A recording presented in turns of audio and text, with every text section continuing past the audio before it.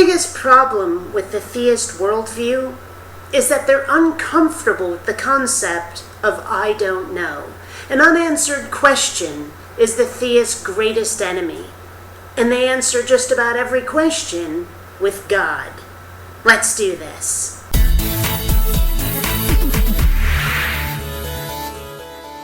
Hey guys, welcome back to Intelligent Faith 315. My name is Pastor Jay. I'm the host of the website here. So at first glance, this guy appears to be pretty reasonable and intelligent, but the more you hear him speak, the more you realize he's pretty much your bog standard creationist. And he doesn't even get through the 18 questions he claims he's going to ask. He asks about 4 or 5, but within those questions he asks about a bajillion sub-questions. So let's get to it. I noticed that we do have quite a lot of atheistic or naturalistic, materialistic viewers on YouTube. Out of the 53 subscribers we have on the channel, there's probably, the majority of them don't hold to the Christian worldview. 53 subscribers, huh? Wow. Okay, that was a cheap shot, but come on. And just any of you who just happen to browse by our website or YouTube channel, we're glad you're here, especially if you do not hold to the Christian worldview, the Christian philosophy, the Christian faith. Well, then you're just gonna love me, because I don't believe in this garbage at all. But today I did want to do something especially for those of you in our audience who are atheists, who are naturalists or materialists. I wanted to give you an invitation to our atheist viewers, comrades, friends, to try to answer for us and to us here on our YouTube channel or on the website, because we'll be posting it over there as well. What would your answer be from the atheistic worldview, the naturalistic, materialistic worldview, to about 18 fundamental questions of human experience? Well, dude, if you could stand just a little bit of constructive criticism, you may want to be just a bit more concise. You may want to repeat yourself just a little bit less. You go on for 57 minutes and you don't even ask all 18 questions. I'm just saying. Now, for the benefit of my viewers, I'm going to cut out some of the garbage, but I'm going to try and keep the essence of your questions so that I'm answering what you're actually asking. Regardless, let's see if we can get on with it, eh?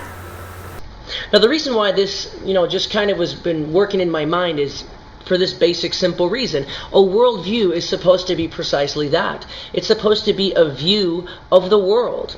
So it should be something that has a lot of explanatory power. In other words, power and profundity in terms of explaining the features of reality as we see them. Well, right away we have ourselves a fundamental disagreement. Actually, there's 2 fundamental disagreements here. You see, as far as I'm concerned, and as far as Wikipedia is concerned, I looked it up. A worldview is philosophical. A worldview is about morals, values, ethics, how people behave, and why. It is not a question of how the universe came to be. A worldview does not have to have explanatory power about anything other than our personal behavior. And the other disagreement is on whether or not atheism is, in and of itself, a worldview. Atheism is an answer to one question. Does a God exist? And atheism answers that question with no. There is nothing built into atheism about morals or ethics or our philosophy except as far as whether or not a God exists. Atheists can be liberals or conservatives, Republicans or Democrats. We can be pro-abortion, anti-abortion, pro-gun, anti-gun, anything. All an atheist says is that there is no God. Period. So those are 2 fundamental disagreements that we have right off the top. And those color everything you have to say in your questions. Just saying. But for now, I'll try to play along at least as best as I can. If you truly want answers, though, you'll listen to me when I say that you are viewing atheism the wrong way and your definition of a worldview really doesn't match the rest of the world's definition of a worldview. Just saying. And to me, the atheistic worldview, and by that I also mean secular humanism, naturalism, materialism, the scientific supposed backbone of that, which would be Darwinian evolution, I really think as a worldview is very weak, it's very bankrupt, and it really functions to me most of the time as a non-explanation. And this, as I see it, is the heart of the problem. Because while neither one of us is satisfied with a non-answer, how we deal with that lack of satisfaction, there's the problem. Because you see, most atheists are scientifically minded. Not all, but a lot. And we will seek evidence, empirical, objective evidence, to find out what actually did happen. And we may not get our answer right away, and that may be unsatisfying, but it's preferable to relying on fairy tales to have our explanation. The religious use faith, which is belief without proof, belief without evidence. They look to fairy tales written many, many years ago, before science was an actual explanatory power. And they will say, there's answers in this book, and that's good enough. But the answers that are in this book don't match reality. And therefore your satisfaction at actually having an answer and having an explanation, it's a placebo. It's not real. It's not true. And therein lies the problem. That's why I'm an atheist, because your explanation is still unsatisfying, because it doesn't actually explain a damn thing. I really just don't see a powerful, persuasive, cogent explanation from the atheistic worldview. Well, ask yourself this question. Which is better? To have a satisfying wrong answer, or to learn to be comfortable with saying, I don't know, but I'm going to keep looking? Because frankly, it seems to me that the religious are not comfortable with I don't know. Given your own personal explanation, that sure seems to be what you're saying. But I'm willing to say, I may not know everything, and I may not have a satisfying explanation yet. And I'm going to keep looking. And I may never even find it in my lifetime, but I will make progress for future generations. It seems to me the religious are not comfortable with that they would rather believe in a myth and have faith in something they cannot see, because they're not comfortable with saying, I don't know. So here's the invitation. Some would maybe call it a challenge, but I'm just calling it simply an invitation to dialogue. Well, I would definitely call it a challenge. Given that almost all of your questions are, here's something I don't think atheists can answer, and you have to answer it. You have to, or I'm going to keep believing in God. We haven't gotten there yet, but that's pretty much the rest of the video. I'd bloody well call it a challenge. The only reason why maybe some of you watching this video will not answer this challenge. Challenge? But I thought it was just an invitation to dialogue. Or invitation rather, not a challenge, an invitation to dialogue. Holy Freudian slip, Batman. We should be the kind of people who really are in search of the truth. And most of my atheist friends would agree that it is a good thing, it is an honorable thing, it is a necessary thing to try to be in search of the truth and for the facts, the way that reality really is. Then why on earth are you religious? Because religion does not operate on fact. Religion operates on faith. And nobody has ever discovered how the world truly is using faith. Faith and fact are polar opposites. So I ask again, why are you religious if you're in search of how reality truly is? Okay, if you do not hold to the Christian worldview, I would encourage you to think about this question. Okay, how would you answer, for example, this first question? How do you explain the origin of the universe? Don't know, but science is working on it. I'm sure we'll get the answer eventually, an answer based in objective empirical fact, rather than myth and fairy tale. Next question. Most of you, off the top of your head, would say Big Bang. Most of you, or some of you, would perhaps say multiverse.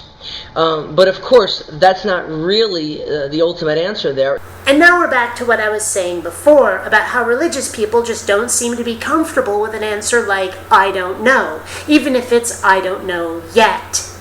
You see, If you postulate that a God created the universe, you're left with the question, the infinite regress of, okay then, who created God? Frankly, I'd rather believe that the universe was eternal than to believe that there is an eternal deity out there that created it. Because you know what? We've got evidence of the universe. We don't have evidence of your God. Just saying. What would you say? You have to answer that question. What is the origin of the universe? No, I don't. I don't have to answer that question. Not to have a valid worldview. I don't even have to ask that question in order to have a valid worldview. All I have to do is to look at the universe and see it for what it is in its current state and deal with it on those terms. That's all I need for a valid worldview. But let's suppose that I do need the origin of the universe to have a valid worldview. I don't need to have the answer now. It may well be fundamentally unknowable now. The origin of the universe, as near as I can tell, is a scientific question. If we as a collective don't currently have the technology or the science or the understanding of the universe to actually tell you what its origin is, then we have to be satisfied with an I don't know yet answer. But the religious don't seem to be satisfied with that kind of an answer, and they've made up a God to explain it. A God for which there is no evidence. A God that demands faith of us, that demands belief rather than providing facts. And they say that is what the origin of the universe comes from. Well, I'm saying no. You have to provide an actual explanation. If you're going to insist that a worldview must contain the answer to how the universe began, then I'm sorry, your answer has to be fact-based, not faith-based. So until you can actually show me that there really truly is a God, and that God really truly did create the universe, your answer is no better than mine. Except mine's actually better than yours because I am seeking the real answer instead of a fairy tale. But not just the origin of the universe, you also have to go beyond that. And once you come up with a good, comprehensive answer for that question, what about the fine-tuning of the universe? The universe isn't fine-tuned. We are. We are shaped by evolution, by natural selection. We adapted to the universe. The universe was not built for us. And how do you explain the fine-tuning that we do witness in the world today? And I know that most of you would throw out multiverse. You need to give me some independent evidence for the multiverse theory, because there really is none at all, which at that point, that's not really science, that's just a kind of philosophizing at the cosmic level. And saying that a God did it is not? This really is a gigantic issue. This is a really problematic issue for the atheist, for the naturalist, for the materialist. But you're not challenging us. It's just an invitation to dialogue. And if any one of these mathematical constants, and there's about 30 of them, if any of them were changed by about 1 part in, of course the numbers differ, but 1 part in 10 to the 40th, 1 part in 10 to the 80th, and yes, they have done the math, they have figured these out, then life would be impossible.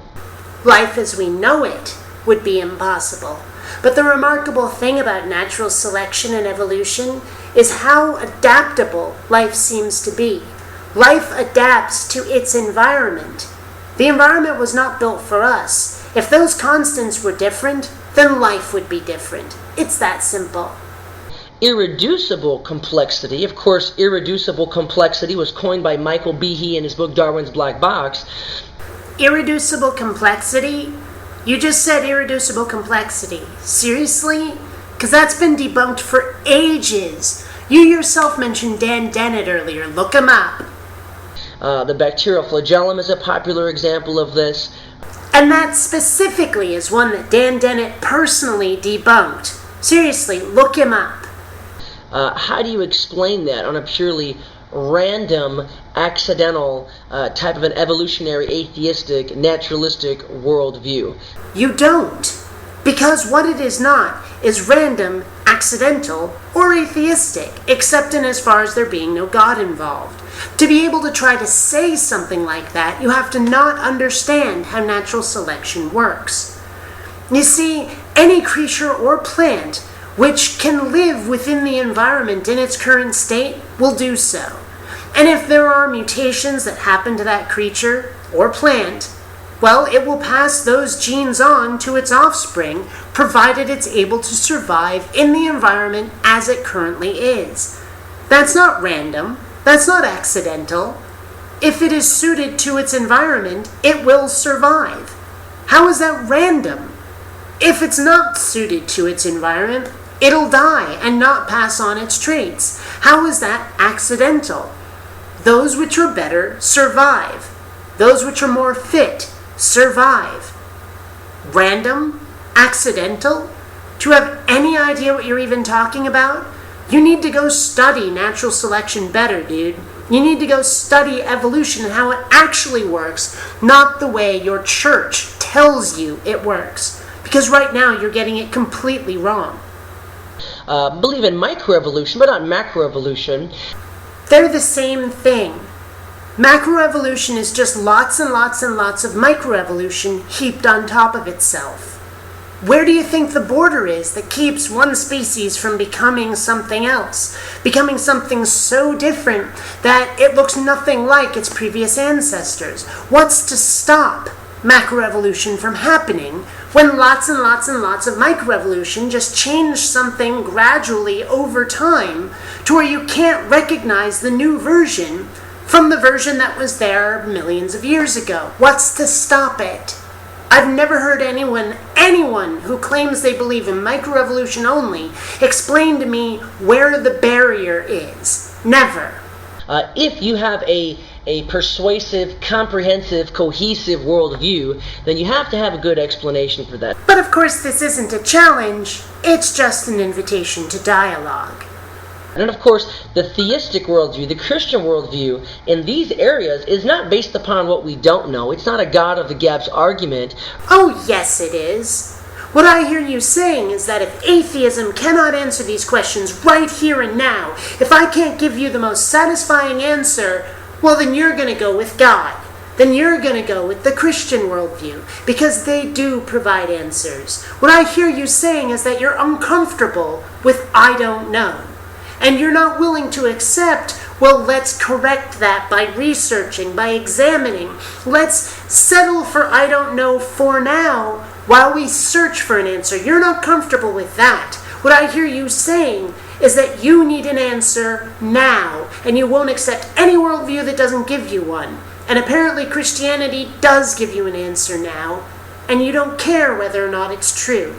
That's what I hear you saying, and that, my friend, is a God of the gaps argument.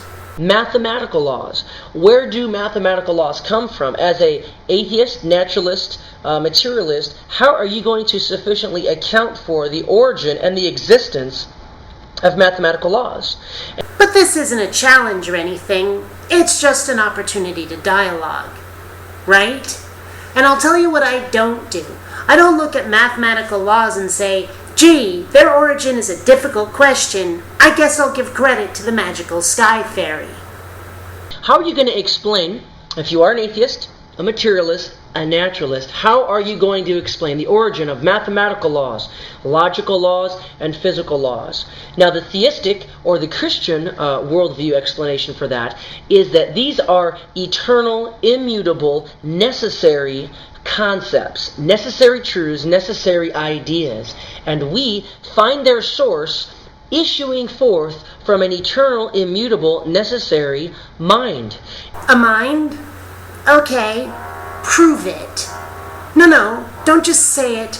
Prove it. Show me evidence of it. Positive evidence. Empirical, objective evidence that a mind created it. Show me that. Is that not where ideas come from? Is that not where, in our experience, because this is based upon what we do know, what we do observe in our universe, and of course even scientific reasoning is supposed to be based upon what we do know, what we do observe, ideas, concepts, truths issue forth from minds. Sorry, but no, you don't get to win like that. You don't get to say, well, I see no other way it could happen, therefore God. No, it doesn't work like that. You still have to actually provide real evidence, positive evidence. Not, I don't see any other way it can happen, therefore it happened this way. It doesn't work like that. Furthermore, what we're discussing here are actually not ideas. They are simply behaviors of the universe, ways in which the universe functions, and those are not ideas. It doesn't have to come from a mind. And then the origin of some other things that are just really thought-provoking to think about. For example, what is the origin of first life? Or to be more specific, how do you explain the origin of the first cell? You know, one thing I've noticed on the part of a lot of people, not just theists, is this tendency to mythologize the origin of life, to look at life as though it were something extra special compared to the rest of the universe, to put it up on a pedestal somehow.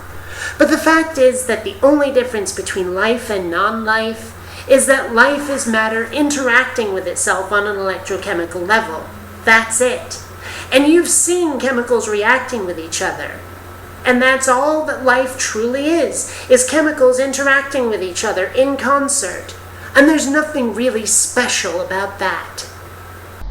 Many people hold to Darwinian evolution without realizing that Darwinian evolution, it only begins to be used as an explanation once life is present, once life is on the scene. No offense, dude, but the only people I know who mix up abiogenesis and evolution are God believers. So how are you going to explain that? The origin of the first life, the first cell. But this isn't a challenge, it's just an invitation to dialogue, right? And if I can't answer it, well, then you're going to plug God into the gap, aren't you? And again, for me, that's why the atheistic worldview, the naturalistic, materialistic, humanistic worldview just doesn't work for me, because it's not powerful enough in terms of its explanatory scope or explanatory power. Like I said, right or wrong, you need an answer now because you're not comfortable with I don't know. Or is it worse than that? Is it more, I'm not comfortable with too complicated? Now, maybe I'm doing you a disservice, but that's the message I'm hearing when you speak. What about the origin of human reason? Human reason. We do think that there is a difference between a pile of dirt, a pile of rocks, and human beings, do we not? Well, there are some obvious objective empirical differences, certainly. But we would also like to believe that there are some moral and ethical differences too. But the difference between moral and ethical differences and objective empirical differences is that objective and empirical differences can be proved, while moral and ethical ones are basically just opinions. As Aristotle said, the difference between a human and an animal is that human beings are rational animals. Well, Aristotle was wrong on two levels. First, biologically, because humans are animals. But also, there are plenty of non-human animals out there that are quite rational. Another question, that what about the origin of human consciousness? This ability, this aspect of intentionality, and this ability to say I am, I exist, and to reflect upon ourselves. These are not things, ladies and gentlemen, that can simply be explained away by some chemical composition or anything like that at all. What makes you say that?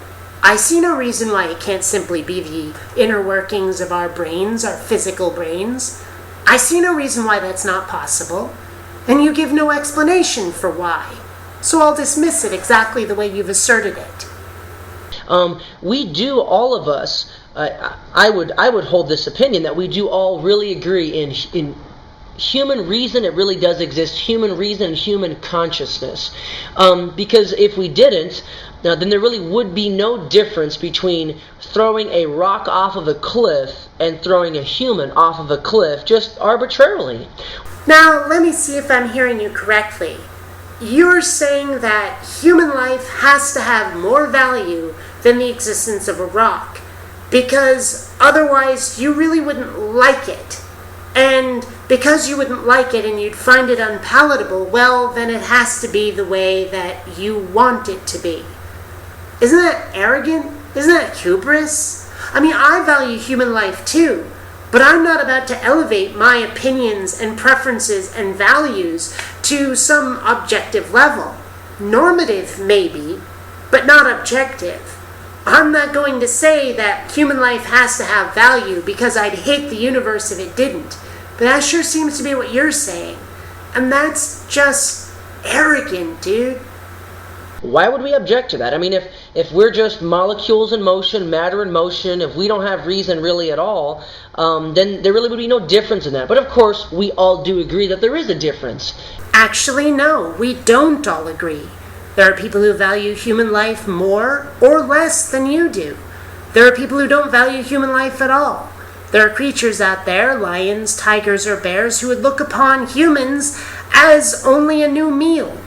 There are those out there that look upon humans as a benefactor, like my kitten, who sees me providing her with food and affection. The value of human life is not written into the universe. The value of human life is not something immutable or objective. It may be normative among human beings, but it is not universal. The fact is that values, in and of themselves, are subjective things. Values are opinions, and so the value of human life is only an opinion. Even if all of us did value a human life more than a rock, so what? I agree that human life has more value, but then again, that's a subjective opinion. It's a very biased perspective. So the value of human life, it's not nearly as much as you think, and it's not nearly as important as you may think. Sorry. Of course, animals are never going to be able to write novels, write a book, compose Mozart's Ninth Symphony, what have you. And one of the reasons why is because we have this capacity to reason, and we are conscious. We are self-aware. We can reflect about ourselves. So can non-humans. What makes you think they can't? They've done tests, actually, and there are non-human animals out there that are capable of self-reflection, that are capable of self-awareness. They've done a test where they put a smudge on an animal and then put it in front of a mirror. And if they start wiping at the smudge, going, gosh, there's something on my face, that's a way of knowing that they are capable of recognizing the self, that it is them in that mirror, and they're not just looking at it as if there's another animal there that's not them. So, what makes you think that non-human animals will never get to that point? Where's your proof of that? You're just asserting it without evidence, and frankly, it's not true. Or what about the origin of morality? What about the origin of morality? If you really can't see how creatures are going to do better working together and behaving for mutual benefit rather than those that are mean to each other, well, then I can't help you, dude. The origin of morality should be bloody obvious. If there's at least one aspect of morality that is universally, objectively wrong, it would seem that objectively universal moral law would have to then issue forth from a moral lawgiver. Well, first of all, universal and objective are not the same thing. Universal, which is a synonym for normative, means that it's something that is agreed upon. But if it's agreed upon, then it's subjective, not objective. To be objective, it would have to be true even if there were no thinking, feeling, subjective, biased beings anywhere. That it is something that is written into the very fabric of the universe, and there are no moral laws like that. Because there is no moral law that someone somewhere cannot disagree with. Morals are subjective. Morals are opinions about how people ought to behave. That's all morality is. Morality is not objective. In fact, objective morality is a contradiction in terms.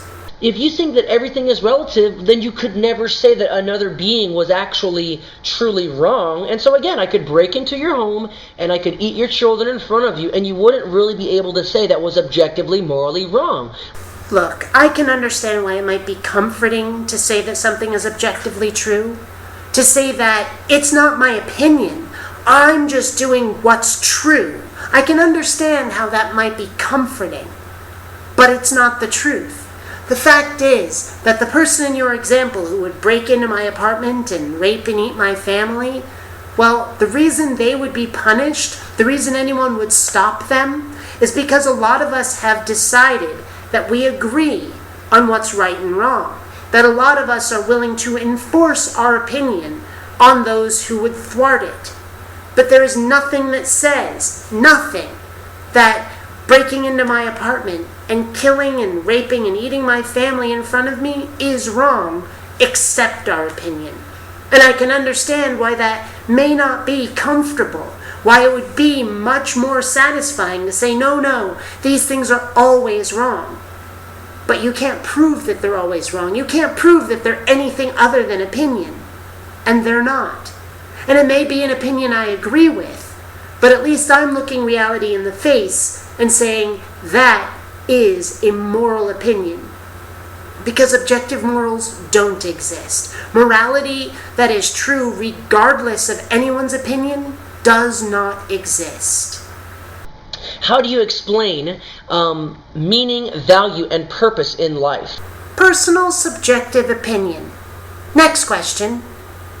If there is no existence beyond this life, if there is no immaterial aspect to humanity, if there is no soul, if there is no mind, if there is no afterlife, if there is no God, you may be able to try and construct temporary meaning as a human, but do you realize that there would then be no ultimate meaning in life?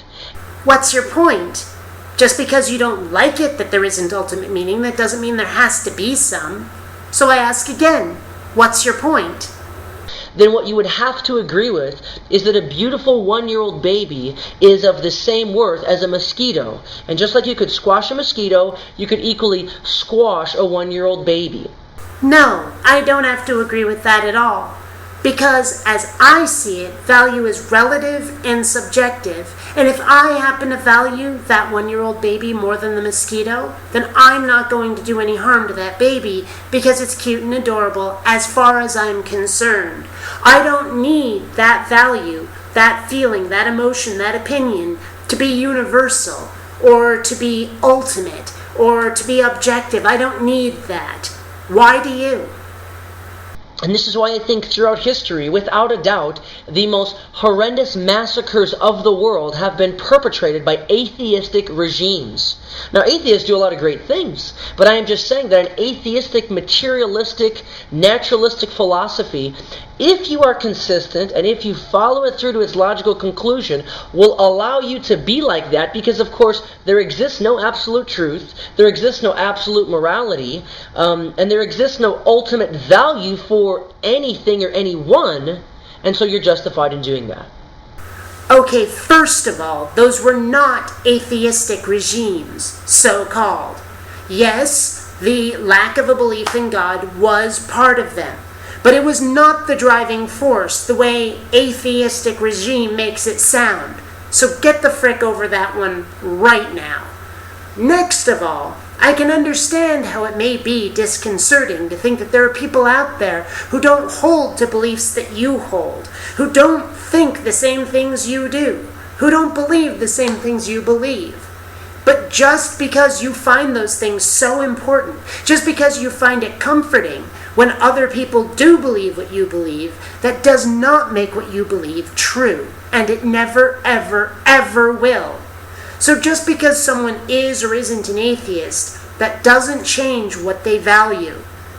They may well value the same things you do, and they don't need belief in a God or belief in objective morals to hold those beliefs or to enforce them. But of course, if you do believe, and if you believe there is evidence for and proof that points towards an ultimate existence, a reality beyond this life, then of course that wouldn't be the case. There would be ultimate meaning, value, and purpose that would be present. And again, I'm sure that must be very comforting. But you still have to prove that it's the case, and you haven't done so. Wishes do not make things true. Would you say that your worldview is livable? Because to me, the atheistic worldview, naturalistic, materialistic, humanistic worldview is not livable. irrelevant. Whether or not it's livable is not the question. The question is whether or not it's the truth. It seems to me you'd prefer a comfortable lie than a harsh truth. But I'd rather have reality, so at least then I can try to make the best of it, instead of living a fairy tale, a fantasy.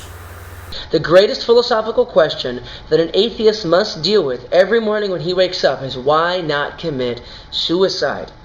And that's a steaming load of horse crap. It's completely backward. The fact is that if this is the only life I get, and if there is no ultimate meaning, and if this is the only slice of reality that I get to see, that I get to experience, and once it's over, well then there are so many things I haven't done yet, and I refuse to waste it. Because even if there is no ultimate meaning, there is this tiny slice of personal meaning, this tiny slice of personal time that I get to have.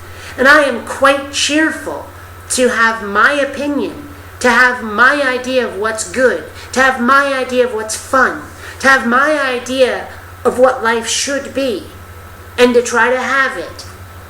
There is no reason for me to commit suicide as an atheist. There is every reason to commit suicide if I think there is more than just this life, because oftentimes this life is miserable and no fun at all. But if there's some ultimate afterlife with more meaning, then why on earth should I stay on earth? That doesn't make a bit of sense. It's the theist who should be committing suicide, not the atheist. Does your worldview, your description of reality, your description of the world, of life, of the universe, does it match up with the way that we really perceive the way things are? And again, to me, the atheistic, naturalistic, materialistic worldview is incompatible. You can't believe in order, you can't really believe in ultimate design and absolute truth, absolute morality. But I don't perceive absolute truth or absolute morality. I think those are illusions, comforting illusions, but untruths nonetheless. The atheistic professor, the materialistic professor who gets up on his university podium and he preaches this message that there is no such thing as absolute morality, absolute truth, he's going to go home and he is going to tell his children at nighttime that it is absolutely true that he absolutely loves them. And so though he would proclaim with his lips that he doesn't believe in absolute morality or absolute truth, he's going to live with his life that he actually does. Bull! That professor, that proverbial professor, is expressing something subjective, not absolute, not objective, subjective, personal. Because atheism, it really just is that statement, that belief that there is no God. But that seems to me to be illogical, because you couldn't ever really state that without what? Without possessing absolute, complete, comprehensive knowledge. Well, then let me try to put it another way. Because atheism doesn't actually say there is no God. Really, what atheism is saying is that everyone who has claimed there is a God has been full of shit. Anyone who has claimed that there is a God has been unable to prove it, has even demanded faith of us instead of actually showing a God to us. If you want me to believe in a God, you're gonna have to prove it. I'm an atheist because no religion has ever managed to prove that their God is real.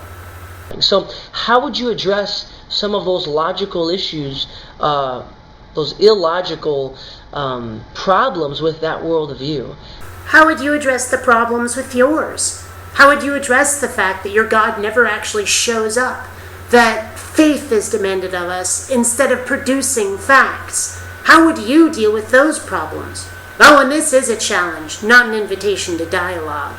So that's all we have for this time. We'll see you next time, and until then, have an intelligent faith. Look, I don't really expect you to take what I have to say on board. No theist ever does. But I'm hoping that somebody out there in the audience will hear my explanations, my answers to your questions, and realize that even if I'm not completely right, that you're pretty darn wrong. Until next time, fellow space travelers, this is BionicDance saying, don't run on automatic. Instead, please think. Please take the time to rate this video. And hey, if you dig what I do, subscribe. And please visit my Zazzle store, where you'll find all kinds of BionicDance merchandise. And remember, if it can't be in your hand, it's all in your head.